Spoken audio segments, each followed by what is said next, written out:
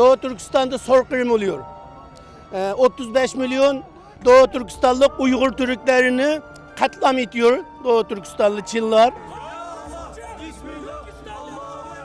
Oldu. Biz çok memnun olduk.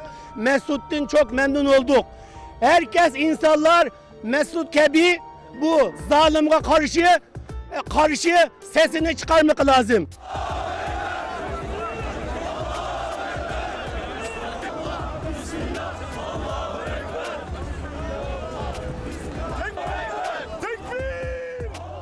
Onun çıkardığı sesi herkesten istiyoruz inşallah.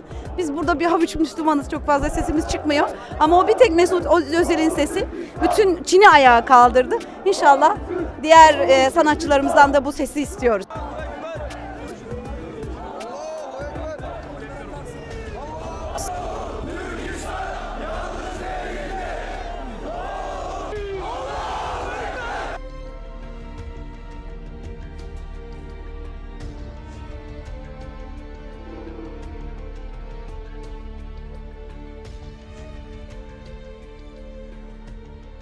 وخرج لاعب كرة قدم أوزيل يذكر المسلمين وهم أولى بنجدة هؤلاء، يذكر المسلمين أنه في آخر الأرض لكم إخوة، لكم إخوة.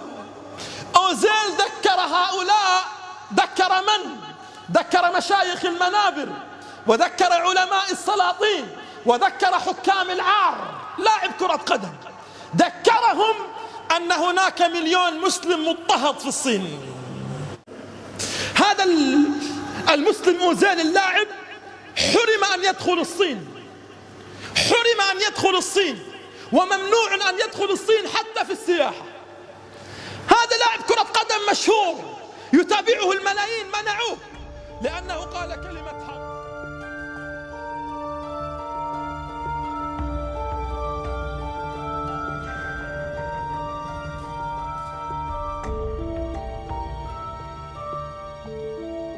بالنسبة لي أوزيل قدم نموذج للرياضي صاحب الضمير الحي ويملك الشجاعة الذي ربما لا نملكها أحد، إنما الأجر فوق، الأجر عند ربه. فأتمنى له التوفيق، أشكره على هذا الموقف، أشكره أنه أصبح قدوة للرياضيين، قدوة للرياضيين، إنه يعبر عن رأيك، قول ما تخافش، اللي أنت تحس بيه، اللي بتشعر بيه. أحيانا مننا بيخاف يقول لك أسرتي، يقول لك فلوسي، إنما هو تغاضى عن كل ده.